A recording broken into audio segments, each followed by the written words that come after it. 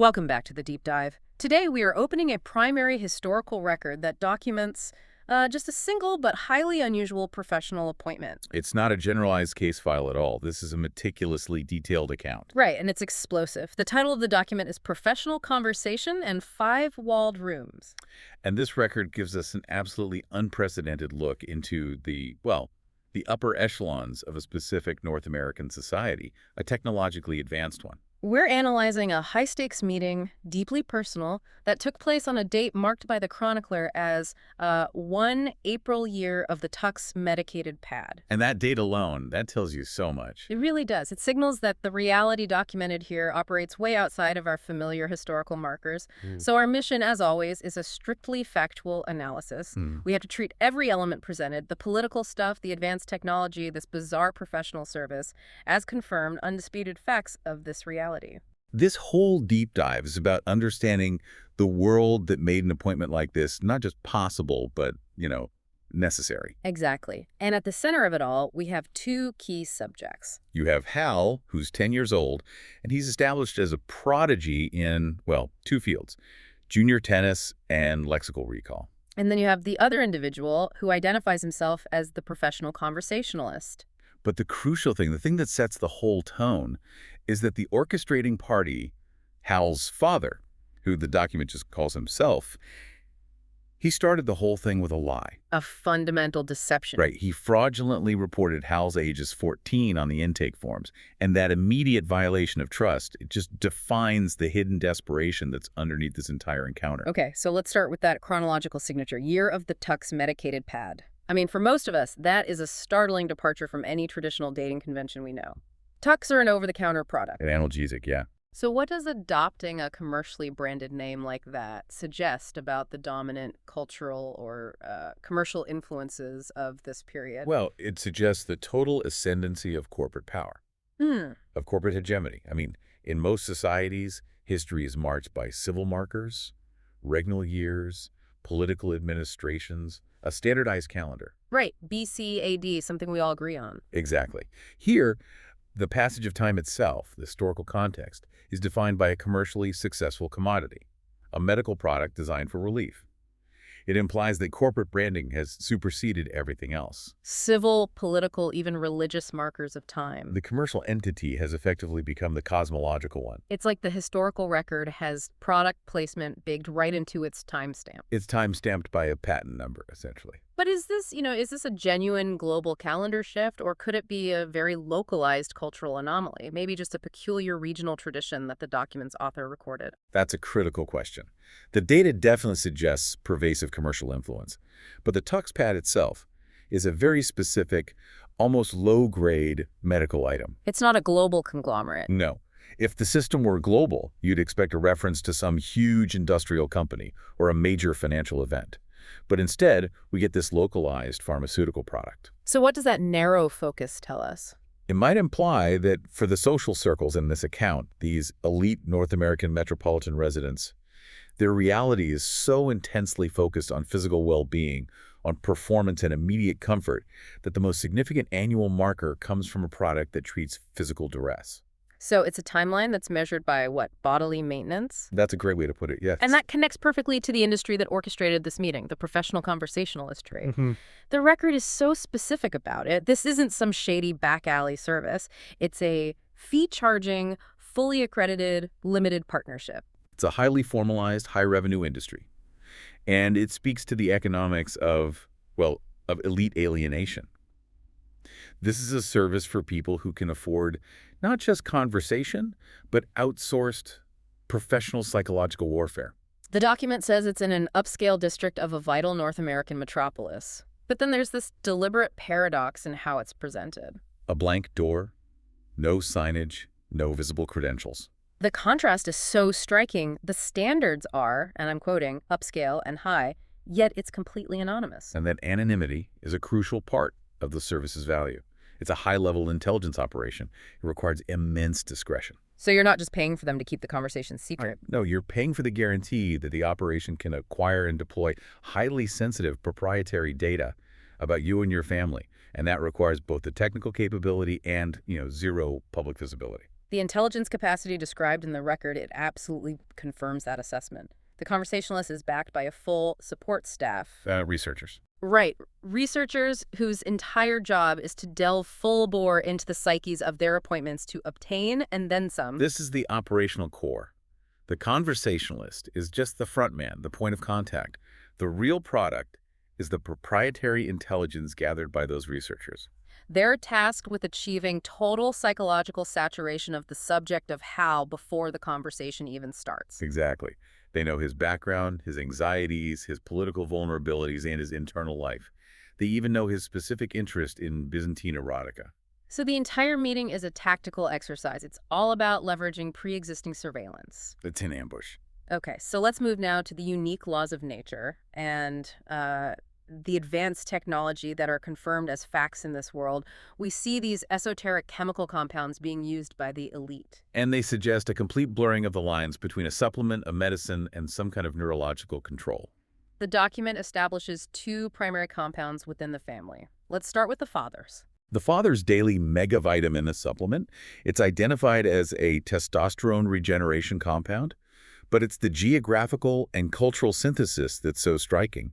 It's distilled by Uvaro shaman in the south-central LA basin. That is just a fascinating collision of realities. You have indigenous South American shamanic knowledge being applied and commercialized in the high-stakes urban environment of south-central Los Angeles. It confirms a highly specialized pharmaceutical pipeline, maybe black market, catering to this elite desire for radical physical and hormonal regeneration. This isn't something you pick up at the pharmacy. No, this is high-end, bespoke biochemistry.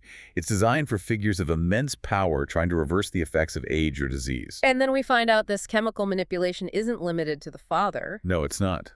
The mother, who the record calls the moms, is noted for using esoteric mnemonic steroids. Which she administers directly into Hal's breakfast, his morning Ralston. And the document is explicit. It states these compounds are stereochemically not dissimilar to the father's Gisvaro-derived compound. Which is a critical piece of evidence. It's about the mother's role as a manipulator of Hal's own cognitive reality. She is actively dosing her 10-year-old son with sophisticated psychoactive agents. They're designed to enhance his memory and, you have to assume, his performance. And the fact that they share a chemical structure with the father's testosterone compound. It suggests a single origin point, or at least a family preference for a certain class of highly potent, possibly very dangerous organic agents. So Hal's prodigy status, his amazing recall, it's not purely innate. No. It is chemically amplified by his parents. Okay, so that brings us to maybe the most disturbing technological integration that's established in the document. The organochemical link. Yes, the link between high-end athletic gear and neurological control systems. Yeah. This connects Hal's professional life directly to his father's medical reality. And this detail, we have to handle it carefully to convey its full weight. Huh. Hal uses complementary Dunlop wide-body tennis rackets. Right. And the document goes to great lengths to specify the exact material. It's high-modulus graphite-reinforced polycarbonate polybutylene resin. A real mouthful. It is. But that complex material is then identified as being organochemically identical to the specialized cerebral implants housed in his father's anaplastic cerebrum. Identical. The brain-tissue interface is made of the same organic compound as the athletic equipment. Precisely. We need to frame the father's condition clearly for you, the listener. His cerebrum is described as anaplastic, which means severely deteriorated or non-functional in key areas. So the implants are there to compensate or control. Yes, and they're listed as a gyroscopic balance sensor, a mise-en-scène appropriation card, and a priapistic entertainment cartridge. Okay, let's break down that second one, the mise-en-scène appropriation card. If we treat this as a factual piece of tech, what is its function? Well, based on the etymology, mise-en-scène is about arranging an environment for theatrical effect, for staging. So this card isn't just a memory chip. Not at all. It seems to be a specialized neurological component. It's designed to facilitate, manage, or maybe even enforce the appropriation of a dramatic scene, a role-playing environment. And given what the father does, later renting an office, adopting a whole new persona, the card's presence suggests his performance might be technologically enabled. If not outright mandated by the hardware in his own head. And the fact that the material for this profound neurological control tech is the same as a high-end junior tennis racket, It suggests a horrifying convergence. It does. Elite athleticism and neurological repair are supplied by the same military-grade, graphite-reinforced organic polymer. The cost of performance for both the father and the son is literally the same material. It creates a closed loop. The substance designed to maximize Hal's external athletic performance is the same substance used to manage the father's internal biological collapse. Which implies there's some centralized, powerful entity supplying these specialized organochemicals for both high-stakes living and high-stakes survival. It has to. So with that bizarre chemical and technological stage set, let's turn our attention to the figures themselves. Let's start with Hal, the subject of the conversation. He's only 10, but he operates at a stunning level of expertise. Hal is defined by his prodigious capabilities. He's a continentally ranked junior tennis player, so his physical life is all about performance metrics. But his lexical recall is, it's almost unbelievable. When the conversationalist tests him with the word implore, Hal doesn't just give a definition. He delivers etymologies, usage notes, synonyms, and the exact volume, page, and column number from the OED condensed. That precision is his currency. It's his power. But the record immediately contrasts that with his difficult social reality. He says he tends to get beat up at the academy. His intelligence makes him a social liability, especially in that high-pressure competitive environment. He tries to manage it. He acknowledges his vulnerability. He notes his bow tie makes him an invitation to a young sir. But he can't get rid of the knowledge that causes the friction. So his intellect is a weapon, but it's a heavy one. It isolates him. And his priorities dictate the pace of the whole appointment. The conversation is constantly secondary to his external schedule. We see his concern over a 3.0 challenge match with someone named Shocked. And a pending interview with an oral laryngologist. An interview that requires him to mow the laryngologist's lawn for an entire month. That tightly constrained schedule, it just highlights the pressure cooker Hal lives in. His life is entirely dictated by adult demands, from athletic competition to these specialized medical interviews. That oral laryngologist detail is fascinating, a specialist in the connection between oral function and speech. Right, so why would a lexical genius who can recite the dictionary verbatim need to perform a month of manual labor just to get a consultation with a specialist like that? It suggests that despite his incredible articulation, there might be functional issues. Maybe related to the mnemonic steroids. Or it just shows that in this world, securing high-level care requires immense personal sacrifice, servitude even. And Hal's immediate tactic in the conversation is defense. He asserts himself as the intellectual superior. He immediately challenges the conversationalist's credentials, his basis for knowledge, demanding to know if he's using the authoritative OED or the less prestigious Webster's 7th. It's not a dialogue, it's an intellectual audit. Hal is setting the rules. By asserting that his authority, the OED, is the only valid one, he tries to neutralize the conversationalist's proprietary knowledge. He's reframing it as a scholarly competition he knows he can win. It's his defense mechanism against the adult manipulation he's clearly expecting. Yes. Okay, now let's turn to himself. The orchestrator, the true identity behind the professional conversationalist persona. The record identifies him as the founder of the Enfield Tennis Academy. And a towering figure in optical and avant-garde film circles. So a figure of immense cultural and institutional capital. But currently suffering a catastrophic personal collapse. The record specifies his descent into severe instability. It cites his early morning consumption of wild turkey, his inability to even remain upright while watching drills. And his critical psychological delusion. The belief that people's mouths are moving, but nothing coming out. And that delusion is the genesis of this entire elaborate scheme. He desperately believes he is surrounded by silence. This mental collapse was preceded by a really extensive medical history, a cruel series of surgical procedures, and this list is just a catalog of visceral removal. We could group these procedures to really understand the extent of his physical devastation.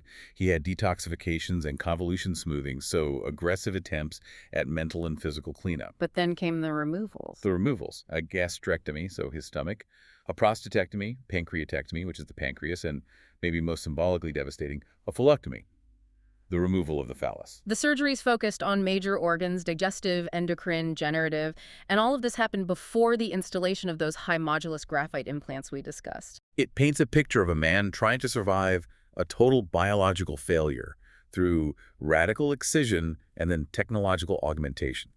He's trying to achieve a state of physical neutrality or control after a lifetime of excess, only to end up dependent on technology made of racket material. And the persona's collapse in that room is the central, dramatic moment of the whole record. Absolutely. Despite the conversationalist renting an office, adopting a new voice, wearing a prosthetic face, a face that was literally running down due to the stress that recognized him. And the key identification factor, a familiar stain on an Argyle sweater vest. The Interdependence Day celebratory dinner Argyle sweater vest. The document is so specific. Hal confirms it was the clot of veal marsala right there. All that meticulous intelligence work, the elaborate disguise, the rented authority, it all fails because of a single uncleaned, deeply personal article of clothing. And then his desperate motivation is revealed in his own words. He confesses to living a ruddy, bloody, cruddy life in 5-walled rooms. And he pleads for just one conversation that doesn't end in silence or terror. The entire expensive surveillance-backed operation was just an attempt to bypass his own perceived silence and isolation. That's heartbreaking in a way. Finally, we have to profile the moms, the enabler and academic. She holds the position of a continental mover and shaker in the prescriptive grammar academic world. So, a figure of immense formal intellectual authority. But the conversationalist's intelligence file reveals a hidden life.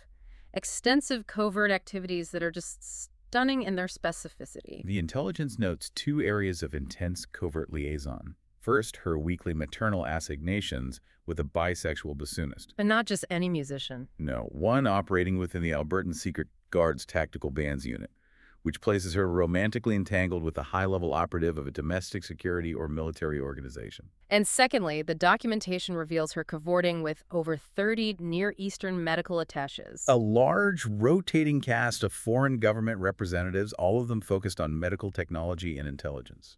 So her liaisons aren't just romantic indiscretions. Far from it. They are sensitive security matters involving intelligence operatives and foreign governmental assets. Right. Given her position in academia and her association with the Kenneth Academy, she's operating at a really dangerous intersection of international political intelligence and elite education. And she brings this political and academic reality directly into Hal's breakfast bowl. Yes. Her most direct action impacting Hal is putting those mnemonic steroids into his Ralston. She uses her knowledge, maybe derived from her liaisons with those medical attaches, to actively manipulate her son's cognitive development. She is an academic leader who is also an intelligence liability and a direct chemical manipulator of her own child. It completes the picture of this family. Okay, let's chart the sequence of the appointment itself. Let's track how the conversationalist, or really the father in disguise, tries to deploy his proprietary intelligence against his own son. Right. It begins with phase 1, establishing the terms of engagement. Hal initially refuses the offer of a 7-Up. He only accepts after the conversationalist implores him. And Hal immediately capitalizes on that word choice. He does. He asserts his intellectual superiority by flawlessly defining implore with all the OED specificity. He uses that moment of acceptance to establish intellectual dominance. He frames the meeting immediately as an intellectual contest, not a therapeutic session. Which leads to phase 2, the conversational pivot. The conversationalist ignores Hal's researched interests, like the Byzantine erotica, and immediately pivots to high-level sensitive intelligence. This is where the operation shifts from observation to confrontation. Exactly. The conversationalist boasts about his operations methods. He's confirming to Hal that he is in the presence of an entity that has completely penetrated his family's secrecy. The goal is to shatter Hal's protective wall of scholarly focus by deploying data that no normal person should ever possess. And this proprietary data leads to phase 3, the exposure of political and criminal links. He lays out the family's sordid liaison with the Pan-Canadian Resistance's M. Duplessis and Laurier P. This confirms that the family's domestic drama is inextricably linked to international political intrigue. And this specific revelation escalates the stakes from just personal betrayal to documented political consequence and violence. The document records the specific, brutal, and frankly bizarre consequences of leaking photos of this liaison to Der Spiegel. These were not accidents, they were confirmed retributive deaths. We have to pause on the specificity of the violence here. We are told of the death of an Ottawan paparazzo, killed by an alpenstock through the abdomen. And the death of a Bavarian editor, caused by an ill-swallowed cocktail onion. That contrast is so telling. The severity of the retribution is confirmed death, but the method is wildly dissonant. One victim gets a mountaineering instrument to the abdomen, a death with, dramatic physical finality. The other dies via a cocktail onion. A death so ridiculous and pedestrian it almost defies belief, yet the document records it as fact. It suggests that even in this high-stakes world of espionage, retribution can be achieved through mechanisms both theatrical and absurdly mundane. It's a macabre form of historical irony. So Hal, realizing the gravity of this information, he tries to use his expertise as a deflection shield. He tries to retreat to his safe space. He asserts that he is only just starting on Jew's harp in the OED and hasn't yet worked his way up to Quebec or malevolent Lurius. He's trying to use the boundaries of his scholarly project to dismiss this terrifying political reality. He's saying, this information is outside the scope of my current academic program. But the conversationalist, now driven by desperation and the failing integrity of his disguise, he moves in for phase 4, the final, overwhelming disclosure. He barrages Hal with personal, verifiable data that just collapses Hal's shield completely. He hits the most sensitive points. The mother's detailed assignations, the chemical manipulation of Hal's food. And finally, the humiliating catalog of the father's own surgeries, the gastrectomy, the phalectomy, and the details of the technological implants. The sheer weight of that personal, verifiable intelligence is designed to just overwhelm Hal's intellectual defenses. And this barrage coincides with the physical and emotional breakdown of the conversationalist. The document notes his face is running, his nose is pointing toward his lap. The disguise is dissolving as the father's desperation takes over. This failure leads to phase 5, recognition and dialogue. Hal, having endured this intelligence briefing, spots the stain on the sweater vest, the crucial sentimental mistake.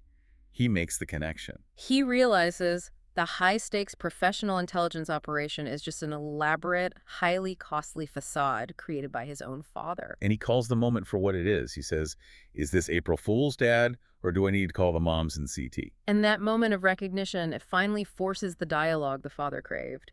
Hal articulates the one fundamental point that contradicts the father's delusion. He says, it speaks, it accepts soda, and defines implore and converses with you. He confirms he is not mute. His son is capable of communication. This should have been the breakthrough, the thing the father needed. It should have been. But the historical record confirms phase 6, the failure of the appointment. Hal immediately pivots away from the emotional vulnerability, away from the dramatic revelation. He returns compulsively to his scheduled reality. He reasserts the priority of his 3.0 challenge match with Shocked, the lawn mowing for the lyrologist interview. The father, stripped of his disguise, having exposed his complete vulnerability, he tries to reconnect with these final, desperate pleas. Son. But the record confirms these pleas were unanswered. The appointment was a catastrophic failure of relational exchange. The conversation succeeded only as an intelligence brief. And that core failure brings us back to the document's title and the concept the father references, the five-walled room. This is the central metaphor of their isolation. Let's analyze the historical context the father provides for that. He details how his own late father created a barrier, what he called the room's fifth wall, by focusing solely on the Tucson citizen, refusing to engage. Right. This fifth wall isn't structural. It's an invisible, psychological barrier created by deliberate, focused exclusion. So this is the historical template for the family's relational pathology. The original fifth wall was built from self-absorption and focus on external print media reality. And the father, in turn, built his own fifth wall from high-level institutionalization, founding a tennis academy, engaging in avant-garde film, pursuing radical surgeries. And the tragic paradox is that despite his enormous, desperate effort, he perceives that he has spawned the same silence. This is the silence paradox at its most profound. Hal is demonstrably verbal. He's arguing dictionary definitions, prioritizing schedules, detailing political consequences. Yet the father perceives silence, and the finding here is that high-level articulation, the ability to perform these intellectual feats, it does not equate to meaningful dialogue. Hal's speech is entirely functional. It's aimed at maintenance, defense, and scheduling. It is utterly devoid of the emotional vulnerability or the direct recognition the father needed. So the noise Hal makes is so focused on external demands that it becomes indistinguishable from silence in that internal relational space. So what does this specific historical record, this documentation of a massive communication failure among the highly capable, what does it mean for us? What's the relevance of this breakdown? This document provides a chilling case study. It's about the breakdown of relational infrastructure when complexity and performance pressures reach a critical mass. This is a family unit composed of titans, a continental academic, an avant-garde film founder, a prodigy athlete, All highly intelligent. all highly intelligent, yet so isolated that the only viable method for a parent to initiate contact with his son was through an expensive third-party intelligence operation that leveraged surveillance and proprietary chemical knowledge. The conversationalist operation wasn't a choice of convenience. It was a desperate, necessary substitute for basic parental interaction. The family structure itself was too degraded to support direct communication. So if we connect the technological and political dots, we see the true cost of living behind that fifth wall. Yes. The father, physically and generationally stripped by his cruel series of surgeries, reliant on neurological implants made of high-modulus graphite, felt compelled to create this elaborate theatrical intervention just to break the silence. He risked exposing his family's political liaisons, his wife's covert activities with the tactical bands unit, his own physical humiliation. All for a fleeting moment of recognition. Which leads us back to the central societal implication. In the year of the Tux medicated pad, a society so defined by commercial performance and specialized expertise, where the material of a tennis racket is the material of neurological control, what does it say that the only avenue for parental dialogue was adopting a professional, surveillance-backed identity? It suggests that the price of status and capability in this era was the complete institutionalization of intimacy. Every interaction, even the attempt at basic emotional connection, had to be mediated, researched, and paid for at the highest levels of professional secrecy. The silence was so profound that only a staged, military-grade psychological intervention stood a chance of cracking it. Even if it ultimately failed to foster any genuine communication. So, we've analyzed the confirmed historical facts of this document, a reality where international political espionage is a factor in elite domestic life, where high-potency chemical compounds alter the cognitive capabilities of children. And where a father's personal collapse necessitated terrifying surgical augmentation using materials derived from high-end athletic equipment. The father's objective at its core was profoundly simple. He just wanted to hear his son speak directly to him, to see a vista beyond Hal's tightly controlled existence. Yet the method he chose, the rented face, the proprietary intelligence, the dramatic staging, required him to completely discard his true identity. He was forced to become the very thing he paid for, a professional conversationalist.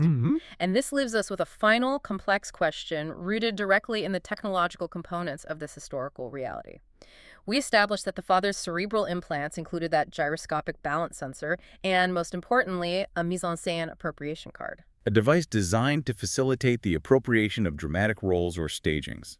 So, did the father's technological augmentation designed to manage his collapse, did it fundamentally compel him into this theatrical scenario? Did it make the role-playing a neurological mandate? Or was the disguise, the expense, and the risk a purely conscious, desperate, and final act of historical performance, uncompelled by the hardware in his head? The question is whether the five-walled room of silence was broken by free will or by a pre-programmed technological impulse. Was the entire failed conversation simply the mise-en-scène appropriation card running its script? That's a deeper level of failure this historical account really compels us to explore. Thank you for joining us on this deep dive into the historical record of professional conversation in five-walled rooms. We invite you to consider the unseen cost of silence in a world where even dialogue must be professionally outsourced. Until next time.